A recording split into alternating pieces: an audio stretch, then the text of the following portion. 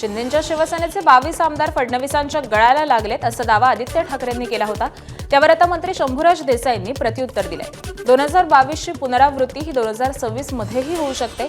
शिंदेंनी आदेश दिला तर उद्याच ठाकरेंचे अनेक आमदार सोबत येतील असं वक्तव्य शंभूराज देसाईंनी केलंय। शिंदे साहेबांबरोबर असणाऱ्या आमदारांपैकी एक नाव सांगून दाखवा, एक की तो आमदार काही वेगळी भूमिका घेण्याच्या तयारीमध्ये आहे। आमचं टायगर ऑपरेशन टायगर चालू आहे, फक्त आम्ही सिग्नलची वाट बघतोय। आदरणीय एकनाथजी शिंदे साहेबांचा एकदा सिग्नल आला की ते ऑपरेशन यशस्वी होईल। एबीपी माझा, उघडा डोळे बघा नीट।